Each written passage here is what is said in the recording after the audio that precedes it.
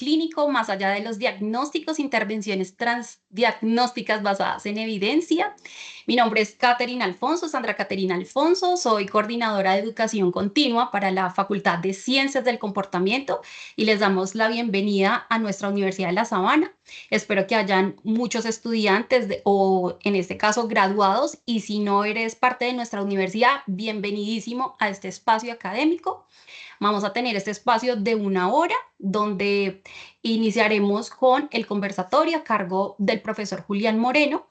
Tendremos un espacio para algunas preguntas y les compartiremos una información súper importante que es nuestro diplomado, quien es el promotor, quien nos invita a este espacio académico, que es el diplomado en abordaje de problemáticas clínicas desde terapias de tercera generación. Entonces, para dar inicio a este espacio, voy a presentar al profesor Julián, quien es psicólogo y magíster en psicología clínica de la salud de la Universidad de los Andes y magíster en psicología de la Universidad de Boston University. Actualmente es estudiante doctoral de psicología clínica del TreDoc Lab en la Universidad de Boston. Julián tiene una experiencia en tratamientos basados en evidencia científica y en tratamientos transdiagnósticos para el abordaje de problemáticas emocionales. Especialmente trabajó en el desarrollo y adaptación de un programa para atención de víctimas del conflicto armado con problemas emocionales y otros contextos de violencia política en Colombia, en colaboración con la Universidad de Boston. Su investigación se centra en la identificación de mecanismos en tratamientos emocionales para su abordaje clínico, su diseminación y entrenamiento de esta evidencia en países medianos y de bajos ingresos usando modelos de inteligencia artificial. Entonces, profesor Julián, este es tu espacio y muchísimas gracias. Catherine, muchas gracias y bienvenidos a todos.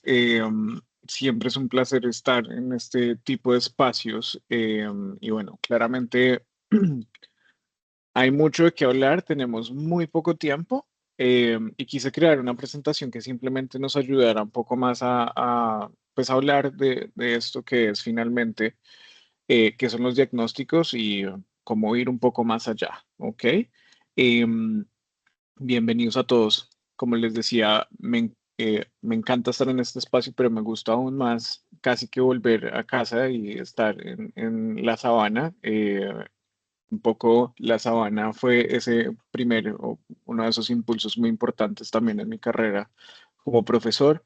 Y es siempre chévere volver y como seguir dando estos entrenamientos, hacer muchas de las cosas en pro del avance de la ciencia también en nuestro país. Y este conversatorio, pues básicamente surgió de esa idea.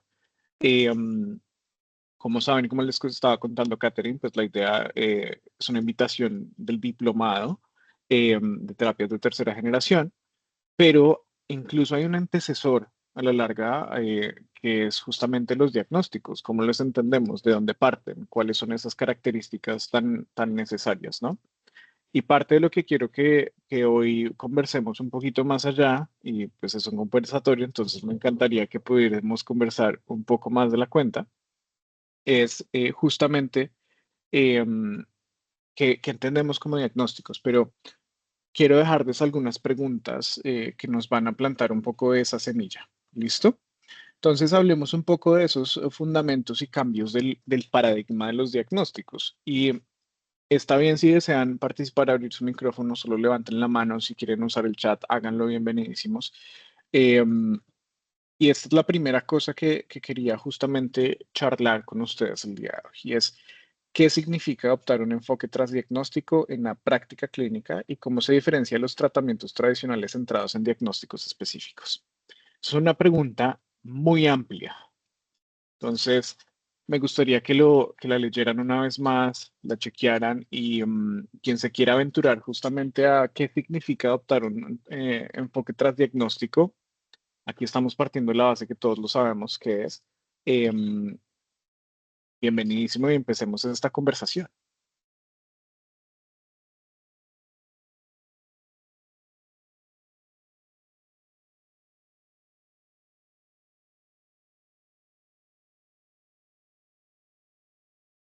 María Alejandra. Bueno, pues creo que el enfoque transdiagnóstico es aquel que abarca mucho, como muchos, una serie de síntomas o de diagnósticos y Ujú. que puede tratar no solamente los síntomas, sino como tal todo, o sea, em, todo un panorama, ¿sí? Ujú. Es decir, no sé, me queda más fácil como plantearlo un poco como en términos de la depresión. O sea, Ok. la depresión es el diagnóstico o la ansiedad. Sin embargo, digamos, la evitación experiencial es un transdiagnóstico, es algo que ya junta como muchos síntomas de la misma depresión o de la ansiedad que tienen en común. Me encanta escuchar lo que estás diciendo y yo creo que pones de una vez una de esas características de lo que es un enfoque transdiagnóstico, ¿no? Por supuesto, los diagnósticos han sido súper relevantes en la historia de nuestra ciencia, en donde hemos partido desde un modelo médico en el que entender de cierta manera las características fisiológicas, cognitivas, comportamentales, de contexto hace que nos digan de una vez, usted tiene este diagnóstico y tiene que actuar de cierta manera, pero eso tiene limitaciones importantísimas, y más aún cuando solamente lo hacemos de una sola forma. Particularmente me llama la atención lo que acabas de mencionar y es, hay elementos comunes o aparentemente, lo voy a poner en esa pregunta, aparentemente existen algunos elementos comunes. Tú nombraste uno muy interesante que es la evitación experiencial. Y si lo vemos de esa manera, pues eso es compartido no solamente en ansiedad, depresión, estrés postraumático, otros problemas de regulación emocional. Y de esa forma, adoptar entonces un enfoque transdiagnóstico nos permite ir un poco más allá de solamente identificar una categoría diagnóstica de nuevo y decir, probablemente podemos hacer más que solamente ver una sola cosa y solamente dar un entrenamiento o un tratamiento enfocado, por ejemplo, en ansiedad o solo en depresión, ¿sí? Entonces, eso está súper chévere. John, ¿cómo lo estabas pensando tú? John Freddy. Buenas noches. Sí, pues en línea con lo que decía María Alejandra, entiendo que es eso, que un enfoque transdiagnóstico es no establecer un diagnóstico específico como se viene haciendo, Ujú, sino pues identificar como síntomas que son comórbidos entre a diferentes diagnósticos que ya existen. Entonces hay muchos síntomas que no solo se miran en un diagnóstico, sino que ujú. se identifican presentes en varios diagnósticos y en varias condiciones de pronto de salud mental de algunas personas. Entonces es como identificar esos síntomas que subyacen diferentes diagnósticos que ya están establecidos. Esto me parece muy chévere y pones otro término que va a ser muy relevante para todos los psicólogos clínicos en formación o que son psicólogos clínicos ya y que ven este diplomado como una opción literalmente para seguir expandiendo sus herramientas y es el sentido de la comorbilidad. Esta pregunta y un poco ese enfoque transdiagnóstico nos está planteando de nuevo esa pregunta y es, ¿qué pasa cuando tenemos diferentes casos en los cuales no solamente existe una cosa? ¿Sí? Y eso es lo normal. Nuestra última encuesta de salud mental del 2015 nos muestra que las comorbilidades son realmente la regla más que la excepción y no solamente vamos a ver una persona con un solo diagnóstico. Por tanto, las limitaciones son muchísimas. Por tanto, cuando nosotros nos estamos viendo que en nuestra práctica clínica necesitamos un modelo que pueda integrar muchas cosas a la vez, pues tienen que ser a partir de un modelo teórico que no solamente piense en diagnósticos, sino que también piense en categorías que se comparten conjuntamente. Y yo creo que ese es el principal foco que vamos a encontrarnos en un diplomado como este. Es cómo vamos a empezar a ver los diagnósticos más allá de los diagnósticos. Em, a mí siempre me gusta contar esta experiencia y es pensar que la psicología la tenemos que pensar un poco más, o los diagnósticos en psicología la tenemos que pensar en que no solamente es como un problema médico. Un problema médico nosotros sabemos que frente a no sé, un problema de apéndice, lo que tenemos que hacer es ir a operar y ya sabemos que hay una serie de síntomas para poder detectar que es un problema de apéndice y eso literalmente nos va a llevar a una cirugía. Que si se complica, tiene un procedimiento adicional, etc., etc., etc. Y es muy fácil seguir la ruta, entre comillas, ¿sí? Porque es algo biológico, es algo tangible, es algo que podemos observar. Y aunque los problemas psicológicos también pueden ser observables a través de las conductas, no todas ellas lo son. Y eso nos plantea también un reto muy importante a la hora de empezar a cambiar ese paradigma. Y es cómo se comportan realmente los tratamientos o los diagnósticos y cómo hemos pensado los tratamientos a lo largo de nuestra ciencia. ¿Ok? Sandra, cuéntanos. Muy unido y tratando de entrar como en la línea de las participaciones anteriores, esto me hace pensar un poco acerca del paradigma de la complejidad y todo este planteamiento de Edgar Morin en torno a cómo todos los subsistemas de la vida de nuestro consultante participan en torno a su síntoma o al motivo de consulta con el que él llega al consultorio y cómo nosotros podemos ampliar un poco más la visión y poder comprender no solo la comorbilidad, sino también toda esta cantidad de narrativas en torno al contexto de donde viene nuestro consultante. Me parece importantísimo lo que mencionas y muchas gracias por ponerlo en esos términos tan chéveres. A veces usamos unos términos bien interesantes y me gusta escucharlos de nuevo. Estoy muy emocionado porque hace mucho no escucho tanta ciencia en español, entonces me gusta escucharlos. Así que gracias por participar. Claro, aquí tenemos que sentarnos también desde el otro lado y es que somos seres biopsicosociales, ¿no? Y espirituales también. Y aquí es un compendio de entender las tres cosas, ¿sí? Las cuatro cosas en ese sentido. Todos vivimos en un contexto, todos vivimos en una serie de contenidos contextuales, si lo ponemos en ese orden de ideas, y la manera en la que nos relacionamos a lo largo de la vida con esas tres esferas, la esfera espiritual, o las cuatro esferas, esfera espiritual, nuestra esfera biológica, nuestra esfera de contexto, nuestra esfera psicológica, pues es un desarrollo que es muy complicado, ¿sí? Entonces, atacarlo a través de un solo diagnóstico, pues realmente lo es muy demorado, ¿sí? Lo que nos ha mostrado en la investigación, y acá quiero darles algunos tintes de lo que también se van a encontrar en el diplomado, unos profesores que están súper actualizados con todo lo que está sucediendo.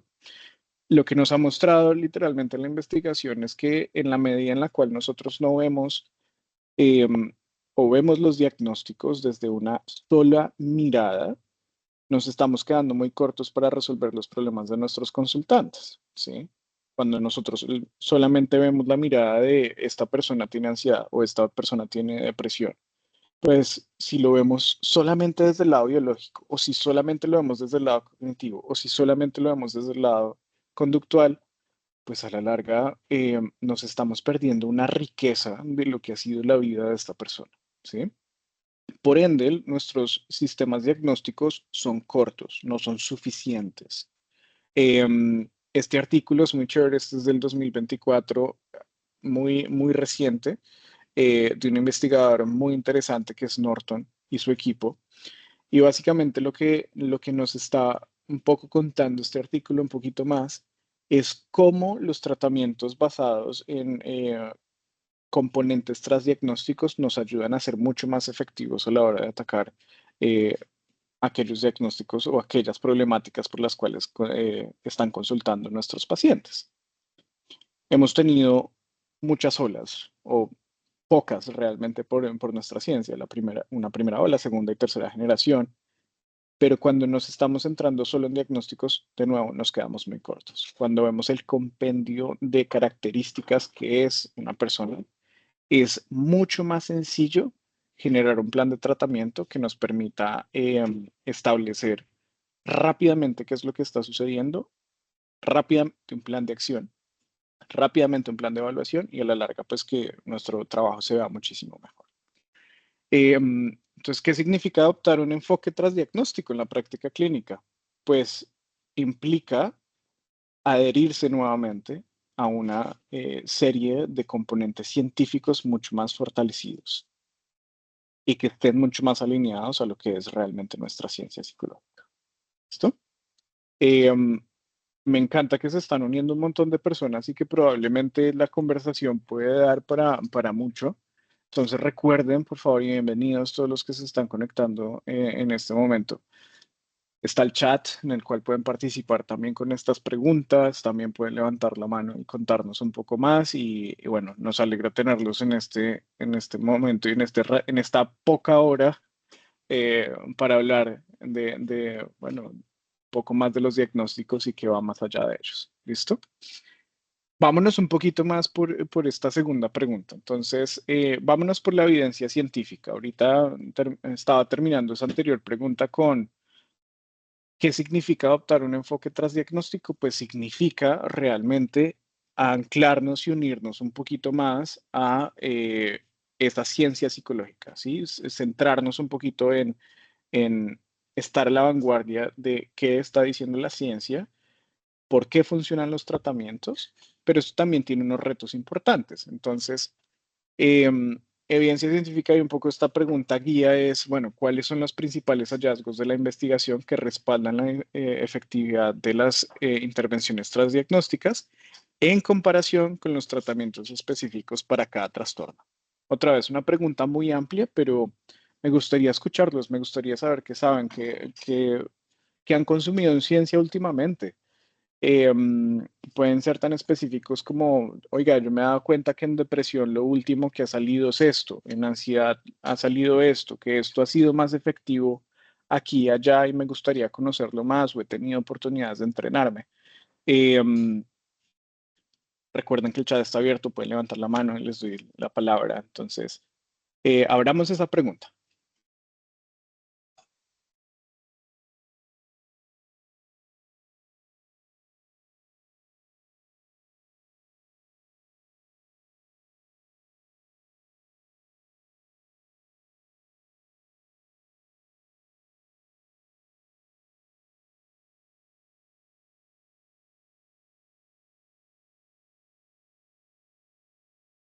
Creo que la timidez se apoderó un poco del grupo. ¿Pueden escribir en el chat? No estoy seguro, la verdad. No sé si están fuera, si tienen acceso al chat, la verdad. Entonces, si no tienen acceso al chat, olvide que pueden levantar la mano. O puedes mutearse y hablar, solo que no todos al tiempo, por favor. Silvia.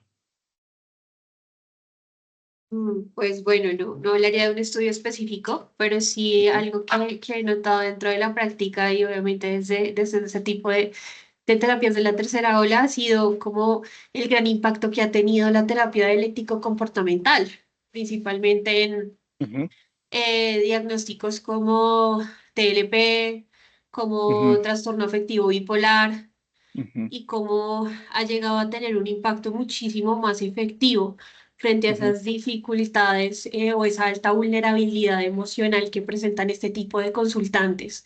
Y en ujú, ese entorno, tal vez podríamos decir, invalidante y crónico, en el cual pues han llegado a ujú, crecer, creo que ha sido un descubrimiento bien interesante porque se enfoca más en darles herramientas de regulación en esos ujú, momentos en donde esas respuestas que al final se volvieron funcionales pero son poco adaptativas, pues sí. llegan por sí como a apoderarse de ellas y poderles Ujú, brindar como otras formas de respuesta inmediata en vez ujú, de, por ejemplo, llegar a volverlos dependientes únicamente de la parte de medicación, que obviamente es válida, no estoy diciendo que no sea importante, pero que no es el único camino para este tipo de consultantes. ¿A qué crees que se debe que encontremos esos hallazgos en los tratamientos? Creo que precisamente a lo que tú hablabas al inicio, y era, no nos estamos enfocando tanto en el diagnóstico, sino nos estamos Ujú, enfocando en esa conducta problema o en ese repertorio de conductas que es poco funcional en el caso, bueno, ujú, poco adaptativo, perdón, porque sí ujú, funcionan en su perspectiva. sí, Y creo que el ver más allá del diagnóstico es lo que ha ayudado a que estas personas tengan otro camino en donde ujú, se les puede decir esto sí tiene manejo, tú puedes llevar una vida muchísimo más funcional. Esto no significa que tus áreas de ajuste siempre se tengan que ver de una forma tal vez catastrófica, sino Sí, que pues te puedo mostrar otra forma de seguir viviendo tu vida sin que recurras a este tipo de comportamientos. súper. Me gusta muchísimo todo lo que estás diciendo y creo que es muy difícil resumirlo, pero lo voy a poner en una cosa tal vez bien interesante y es que los avances científicos están muy chéveres, están muy interesantes, ¿sí? Pero esa ciencia no funciona sin pensar por fuera de la caja, sin pensar un poco más por qué nuestros tratamientos tradicionales no funcionan, ¿sí? Porque aunque sí funcionan para algunas personas, no funcionan para todo el mundo. Y yo creo que esa es la otra mirada muy importante. Yo creo que por eso los espacios de diplomado, estas conversaciones son tan interesantes y es, muchos de ustedes seguramente ya llevan un tiempo siendo psicólogos, llevan aún más tiempo o de pronto algún tiempo siendo psicólogos clínicos, pero es una ciencia que avanza, ¿sí? Tal vez lo que escuchamos hace 20 años, lo que escuchamos hace 40, incluso hace 2 años. em, ha venido cambiando de una manera muy rápida, pero tener acceso a esa información, pues es muy lento, ¿sí? Y más aún cuando seguramente no estamos necesariamente dentro de la academia o en un programa académico, porque es más difícil acceder a eso. Entonces, yo creo que hay una importancia, iba a decir importancia importantísima, se me cruzan los cables con esto, pero hay una importancia de estar en estos espacios y es seguir actualizándonos. Y lo que me gusta escuchar de lo que dice Silvia es que entrenarnos tiene que ser eso que guíe nuestra práctica clínica. Seguramente, y lo voy a decir un poco crudo, seguramente hace 40 años estos problemas de regulación emocional de TLP, que ni siquiera tenían ese diagnóstico todavía o ese nombre o esa categoría, o diagnósticos como bipolaridad eran tratados de una forma completamente diferente, una forma muy diatrogénica en ese instante, muy dañina. Pero gracias a los avances científicos nos estamos dando cuenta de unas cosas muy interesantes y es por qué nuestros tratamientos funcionan. Y no es solamente pensarlo desde el diagnóstico, sino, como lo decía, creo que María Alejandra, más temprano, cada vez que los pensamos por cuáles son los mecanismos por los cuales actúan nuestras intervenciones, como puede ser la evitación experiencial, que era la que contaba María Alejandra, y si nosotros investigamos mucho más sobre esto, pues claramente nos vamos a dar cuenta que es un componente compartido dentro de muchas problemáticas emocionales. Entonces, centrarnos un poco más en la ciencia es un parámetro súper importante. Nuestra ley lo dice. Nuestra ley 1090 del ejercicio de los psicólogos nos dice, oiga, ustedes tienen que saber qué es lo que hace la ciencia, qué está pasando. Pero también es cierto que hay pocas oportunidades de saberlo en nuestros contextos, ¿sí? Entonces, me alegra que tengamos esta conversación en este momento. ¿Alguien más quiere aportar algo a esta pregunta?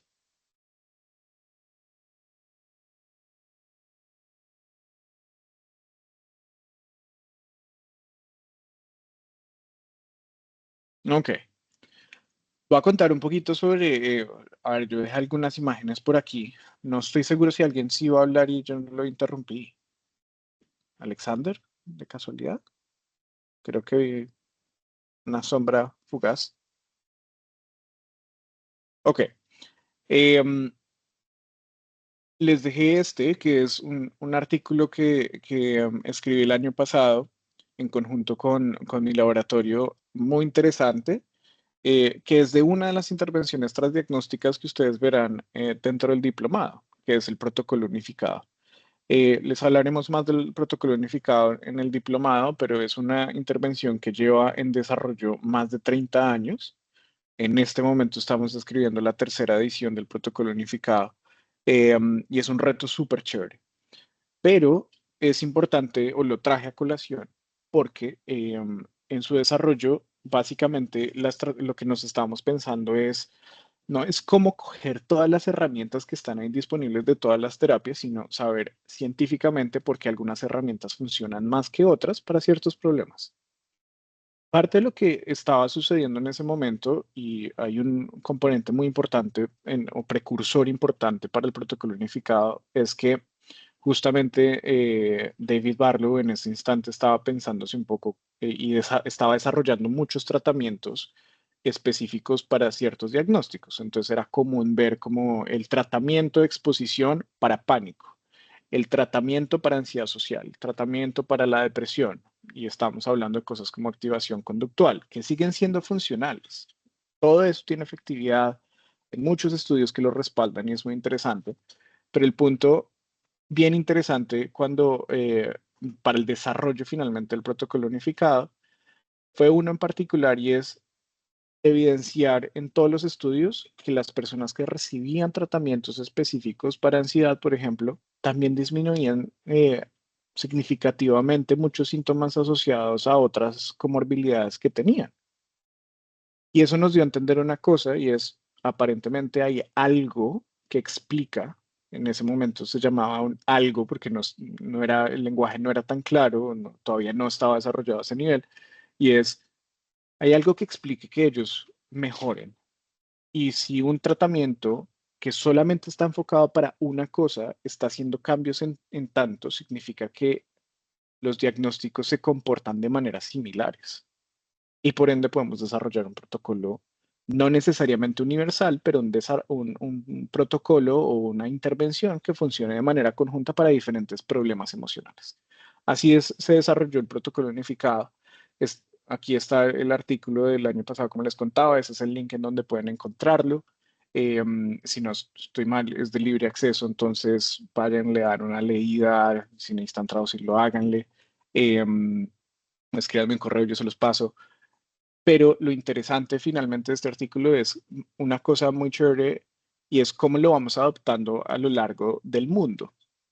A mí particularmente me interesa, como ahorita Catherine les estaba diciendo, es la adopción de tratamientos funcionales, no solo en regiones de alto consumo de estos tratamientos y en donde entrenarse es mucho más fácil, sino en lugares en donde el entrenamiento es muy complicado de tener, como en nuestro país.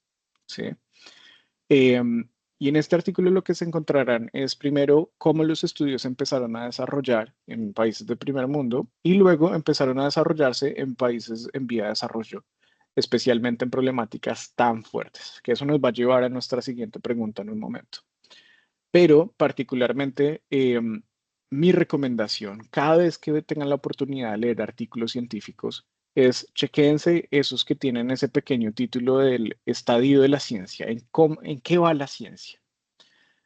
No necesitan leerse otros artículos a menos que sea de su interés, pero chequéense estos en particular. Y es cómo va la ciencia a través el estadio de la ciencia a través del protocolo unificado, cómo va el estadio de la ciencia a través de la terapia dialéctico comportamental, con quién o en qué personas han literalmente estudiado estas problemáticas, cómo va el tratamiento, cómo va su desarrollo, porque esto a la larga nos va a generar un montón de información muy interesante para el desarrollo mismo de nuestros tratamientos en consulta.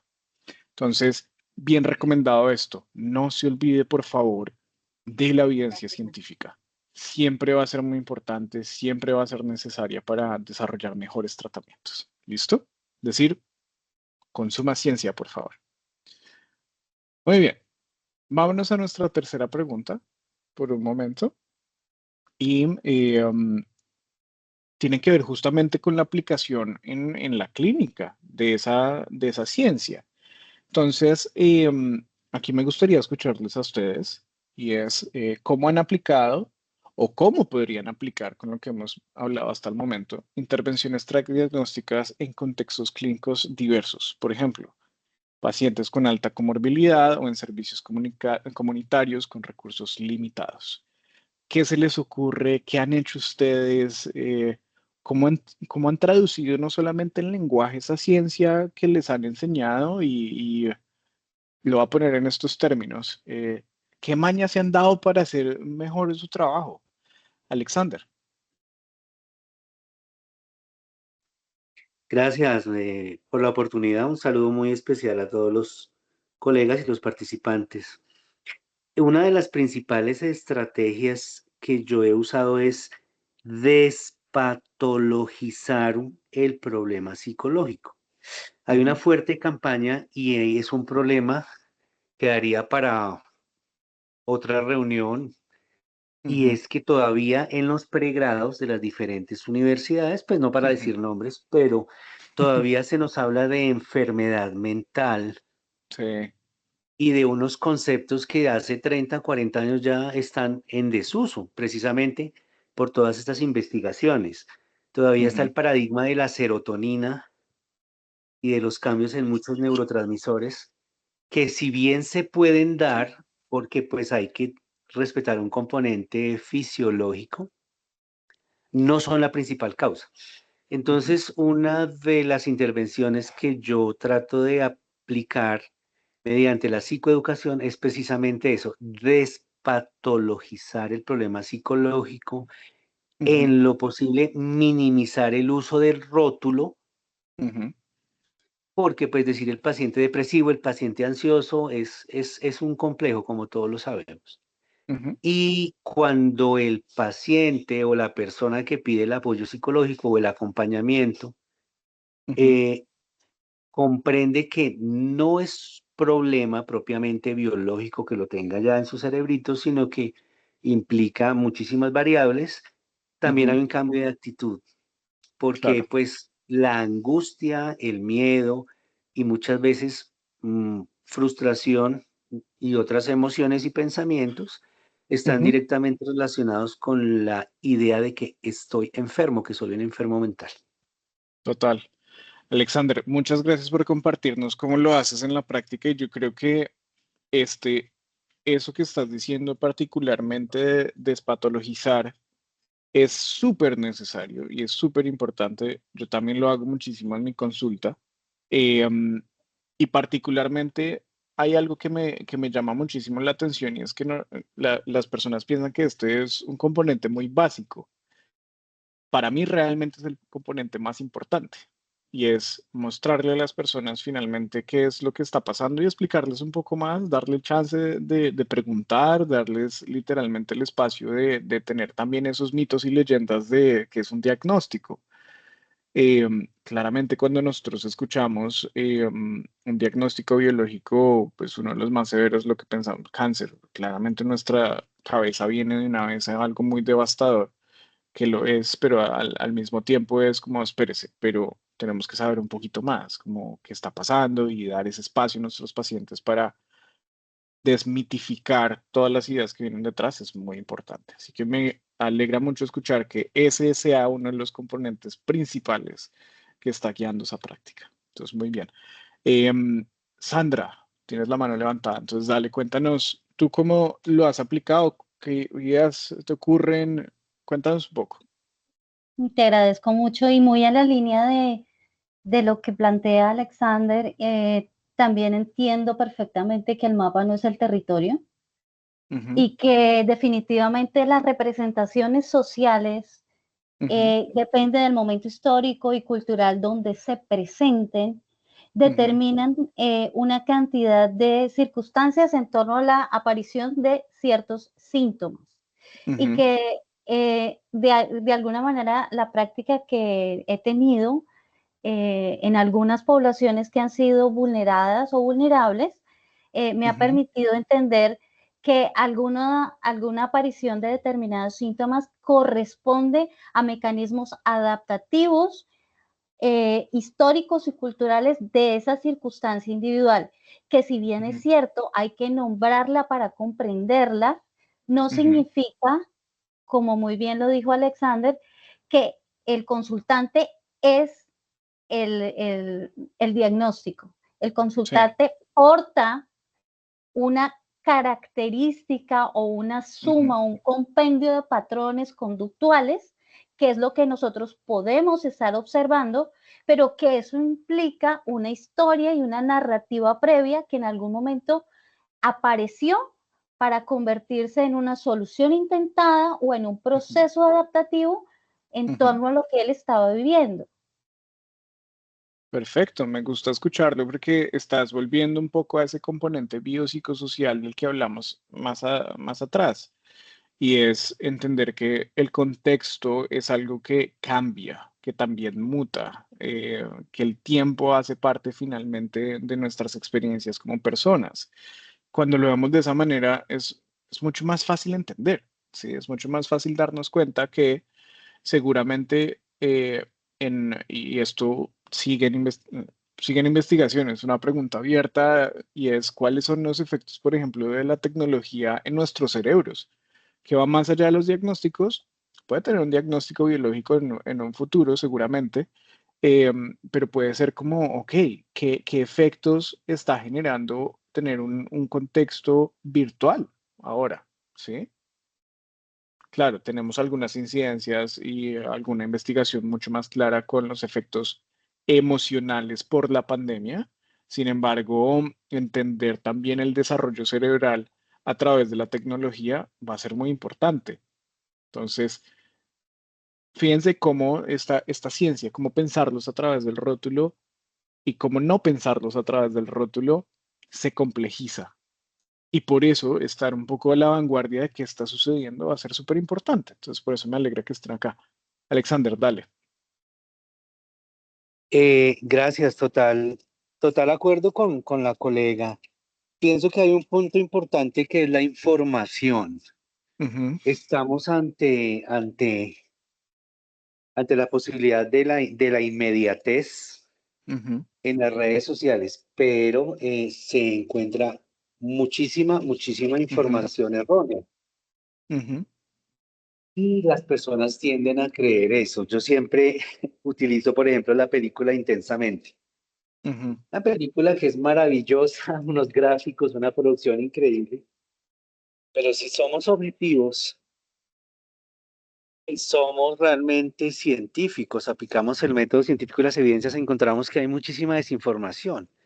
claro. Y las personas llegan a la consulta, llegan a la asesoría, cargadas, como usted lo acabó de decir, de mitos Ujú, y de una serie de leyendas que nos implican iniciar un proceso de ver qué han aprendido, qué saben y tratar de intervenir con ello. ujú.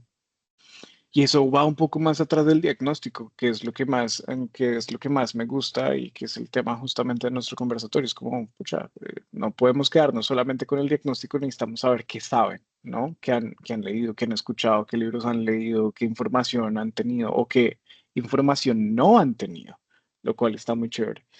Fernando, para resaltar de tu comentario en el chat, estoy de acuerdo, como cuando nosotros vemos algo más ideográfico en lugar de nomotético, una diferencia que ampliaremos muchísimo más en el diplomado.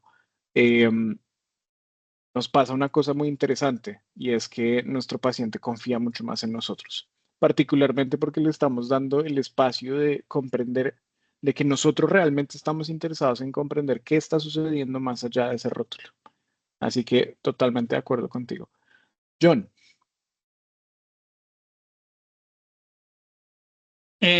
Bueno, pues yo creo que una estrategia que me ha servido mucho y que pues también, Ujú, ya que mencionaste el protocolo unificado de Barlow, yo realmente lo uso bastante y pues yo lo que he identificado es que si uno a veces uno erra al atacar directamente de pronto el diagnóstico como se viene haciendo con ujú, las técnicas y métodos de intervención, pues que algunas veces han funcionado en algunos momentos, pero pues cuando uno analiza los resultados a largo plazo, pues no se ven tan afianzados. Entonces yo siempre me enfoco es como en desarrollar, en mis procesos de intervención, en desarrollar habilidades en los consultantes, orientadas pues a estrategias de afrontamiento, regulación emocional, claro. cómo fortalecer esas habilidades y a la final esas habilidades, ese desarrollo pues también resulta siendo como transversal a mucha sintomatología que ellos tienen.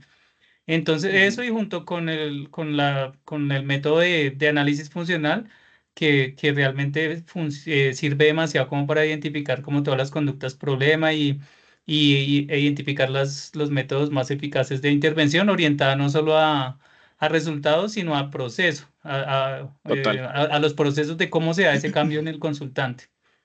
Me gusta lo que estás mencionando porque es justamente lo que vamos a ampliar en el diplomado, cómo ver procesos, cómo evaluarlos, cómo atacarlos y yo creo que eso me deja incluso una pregunta adicional y es, a ver, yo trabajo con el laboratorio y me parece increíble que estás teniendo esta conversación, pero yo incluso voy a criticar lo que hacemos, que eso es ciencia y es chévere y es probablemente 12 sesiones no son suficientes para todos. ¿M?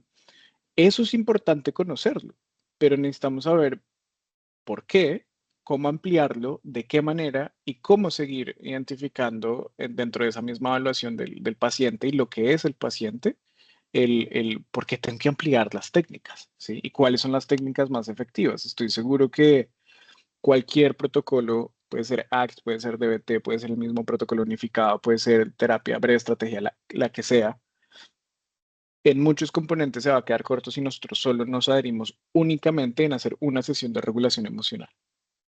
Seguramente necesitamos que ampliarnos en muchos casos. Pocos probablemente van a necesitar solo una. Y esa es la diferencia entre hacer una cosa en laboratorio y hacer otra cosa literalmente cuando hacemos formulaciones de caso. Algo que ampliaremos muchísimo más también durante el diplomado. ¿Ok? ¿Qué me gusta de lo que dice Ruth? Estoy totalmente de acuerdo contigo. Nuestros sistemas de clasificación diagnósticos son cortos. Son cortos y nosotros somos los que tenemos que ser muy avispados también en conocer y generar herramientas que nos permitan literalmente seguir atacando, volver al origen, como tú dices, seguir atacando, el entender cómo se presenta la conducta, entender cómo se presenta el problema, cuáles son las características por las cuales se presentan y a través de eso hacer un mejor plan de intervención. Estoy de acuerdo en que los sistemas de clasificación tienen una deuda enorme con muchas cosas en salud mental, pero si nosotros en campo entendemos muchísimo más que la mejor forma de resolver esa deuda es a través de hacer unas mejores formulaciones de caso, la cosa avanza de un lugar maravilloso porque los diagnósticos igualmente van a seguir estando por razones distintas al tratamiento. Entonces, muy buenos comentarios. Yo sé que se nos está haciendo probablemente hora casi para acabar nuestras preguntas y sé que Catherine tiene también cosas por decirnos. Pero no quiero dejar de mencionar algunas cosas y son los desafíos y barreras. Hemos mencionado algunas de ellas. Aquí les dejo un par de cosas. Esta imagen quedó horriblemente pixelada, lo siento. Pero es cuáles son los principales retos para implementar estas intervenciones en escenarios reales. Hay muchos y eso es parte de lo interesante de esa ciencia. Eso es realmente lo que a mí particularmente me mueve para hacer ciencia y es que hay escenarios en donde las barreras pueden ser económicas, en donde las barreras pueden ser políticas, en donde las barreras pueden ser por el desconocimiento de los mismos tratamientos. Entonces, que ustedes estén hoy acá ya es quitar una de esas barreras y es literalmente empezar a seguir diseminando, seguir mostrando que hay unos tratamientos que funcionan para muchas personas. Hay unos tratamientos que incluso se han hecho en nuestros contextos que conocemos poco, ¿sí? Perdón. Uno de ellos tiene que ver con un par de cosas que escribimos muy recientemente. El primero es la adaptación del protocolo unificado para Colombia en contextos de víctimas, que Catherine contaba que es parte de lo que ha sido mi trabajo de investigación también y clínico. Y acá les acabo de mostrar una parte de un capítulo del libro que escribimos, que ni siquiera salió, va a salir el año que está terminando y comienza el otro año, seguramente va a salir ya al público. Y es cómo seguimos generando resiliencia a través de todo el sufrimiento que hemos tenido en nuestra violencia política en el país. Ahí es donde tenemos muchísimas más barreras, pero quiero que sembrar un poco la semilla de la pregunta de qué podemos hacer por nuestra práctica clínica cotidiana para que esas barreras se eliminen. Muchas de ellas tienen que ver con algo que ya veníamos compartiendo, que veníamos dialogando un poquito más y tienen que ver con dar mejor información a nuestros consultantes. Pero por el otro lado, seguir formándonos. eso es una de las cosas más interesantes. Eso es una cosa que para mí ha sido también muy guiadora y es, no las damos todas independiente de los títulos y letritas adicionales que tengan nuestro nombre al final. Por eso tener estos conversatorios, por eso estar en diplomados, por eso ir a congresos, por eso estar actualizado va a ser profundamente importante, porque nos va a avanzar muchísimo el cambio científico que tenemos. Dato no menor es que Colombia en términos de ciencia psicológica está todavía bastante atrasado. Ya nos estamos actualizando un poquito más, pero todavía tenemos unos años, unos 15, 20 años de atraso en conocer realmente la ciencia y producir ciencia a un nivel muy alto. Pero tenemos muchísimas poblaciones que necesitan de nuestra ayuda, así que por eso me encanta que ustedes estén acá para seguir consumiendo esa ciencia, seguir aventurándose en conocer un poquito más de lo que está pasando en los avances más recientes. Entonces, recomendados del día, les estoy dejando artículos muy interesantes. Uno pues, que escribimos de nuestro ensayo con clínica con víctimas del conflicto armado. Y la segunda, que es justamente la experiencia que vivimos a través de esa adaptación del protocolo unificado, que pronto la encontrarán. Más adelante la encontrarán seguramente cuando salga, de poder compartir algunos apartados. ¿Qué hay que mirar hacia el futuro? Pues innovaciones, adaptaciones. La tecnología está ahí. La tecnología está para ayudarnos, como decía Catherine, una de las cosas que a mí más me interesa es cómo podemos usar modelos de inteligencia artificial para mejorar muchas cosas. A mí particularmente me interesa cómo mejorar el entrenamiento de nuevos psicólogos, cómo mejorar las intervenciones. Tenemos mucho por hacer. Tenemos mucho trabajo por seguir, por desarrollar, por nuevas ideas por explorar, pero creo que me devuelvo a una cosa que estaba mencionando al principio de esta charla, y es, tenemos que pensar por fuera de la caja. Tenemos que pensar un poco más allá de los diagnósticos, tenemos que pensar un poco más en esos contextos por los cuales vivimos, como hemos venido charlando hasta el momento. ¿Vale? Si quieren ampliar un poco, decir algunas palabras adicionales, ¿no? Levantar la mano con este par de preguntas que nos estaba guiando esa última parte. Richard Alejandro. Doctor, buenas noches. Hola. Gracias por el espacio. Bueno, algo que me generó bastante reflexión en relación con cuáles son los retos. Yo pensaría que uno de los retos es que históricamente ha habido mucho estigma por la salud mental. Sí. Digamos que entre comillas, yo lo hablo entre comillas como me atrevo a hablar entre comillas de la mal llamada salud mental, porque la salud mental se reduce hacia la mentalización de las enfermedades, que viene muy típico de los modelos médicos tradicionales, del modelo biopsicosocial derivado del modelo médico, y actualmente las nuevas posturas de estructuración son los modelos KITOP y los modelos RDoC, ¿sí? Que buscan de alguna manera fortalecer la explicación dentro de la psicopatología, ¿no? Pero como psicólogos tenemos un gran reto frente a cuál es nuestro modelo a implementar y cuál es nuestro modelo a entender y a atender. En este sentido, ¿cuál es, digamos, hacia dónde parece ser, digamos que hacia dónde apunta la investigación científica? Es que estamos investigando acerca de los modelos. Nos hemos enfocado demasiado en los procesos diagnósticos como a nivel de conductas, a nivel de respuestas, a nivel de signos, de síntomas. Sí. Y que en ese avance científico que ha sido muy importante, también hemos dejado de lado algo supremamente esencial, que es qué factores también transdiagnósticos podrían estar en el ambiente. Sí. Sí, me refiero, por ejemplo, la incertidumbre, los principios de incertidumbre, o, por ejemplo, lo que es el reforzamiento contingente positivo de la respuesta, que son procesos que se ha descubierto que están implícitos en el ambiente, y que ciertamente cuando hay cambios en el ambiente y no hay un favorecimiento de la diversidad de los reforzadores, puede generar también patrones de comportamiento que generen problemas o inadaptación en las conductas. Entonces, pensaría que de pronto la investigación va hacia allá, creo que ya se está desarrollando en cuanto a los procesos, pero bueno, quería hacer como ese pequeño aporte, doctor, gracias.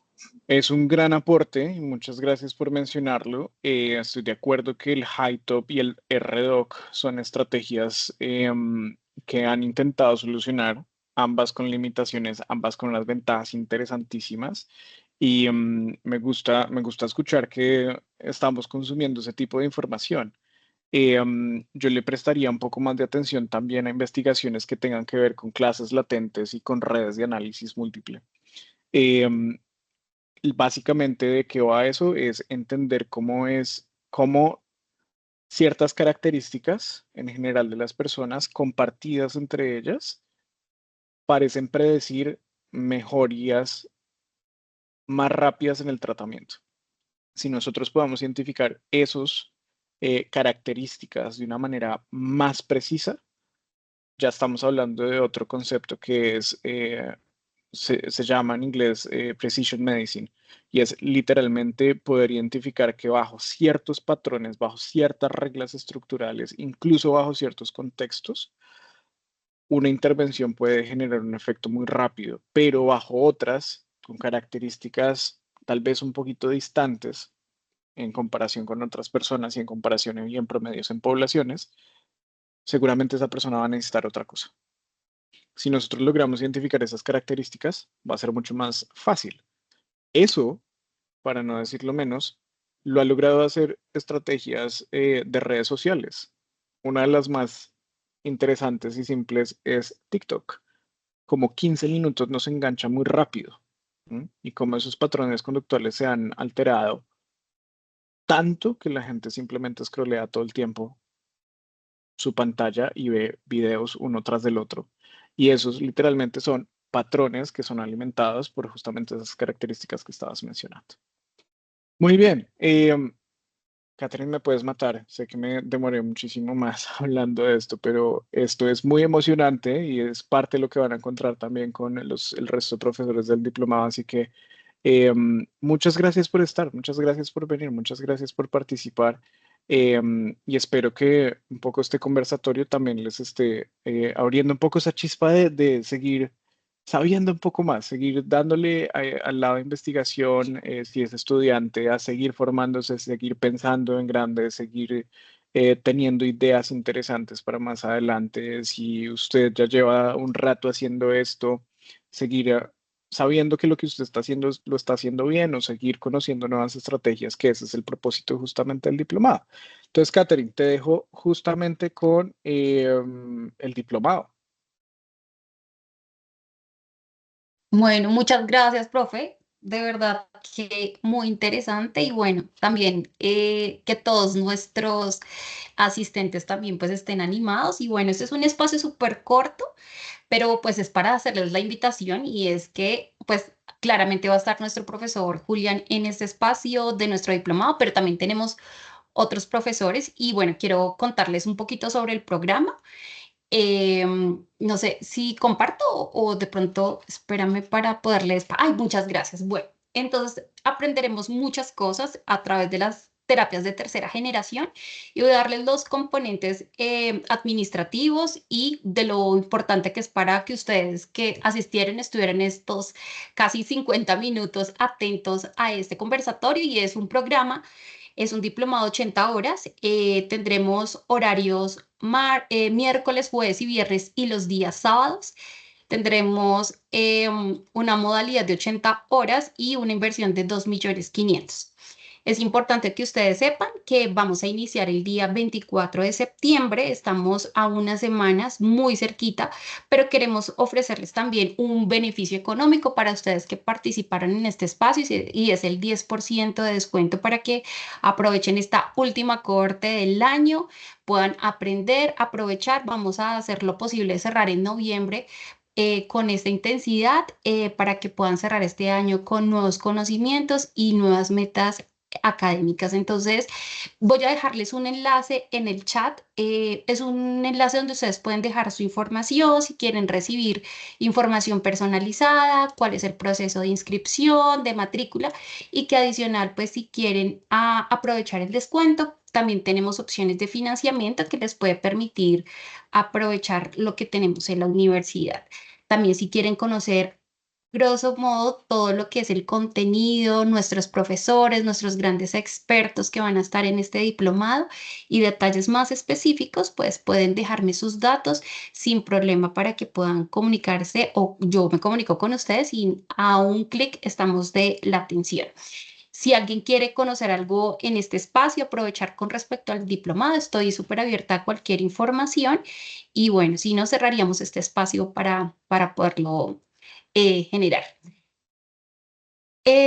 Sí, Fernando, gracias por la pregunta. El diplomado es completamente sincrónico. La idea es que ustedes puedan aprovechar, así como aprovechamos esta clase con el profesor Julián, pues también puedan disfrutar de las otras sesiones y los otros módulos con los profesores. Sin embargo, sabemos que por temas de tiempo y también por los días sábados, las clases quedan grabadas. Sin embargo, es importante la participación para la aprobación del diplomado.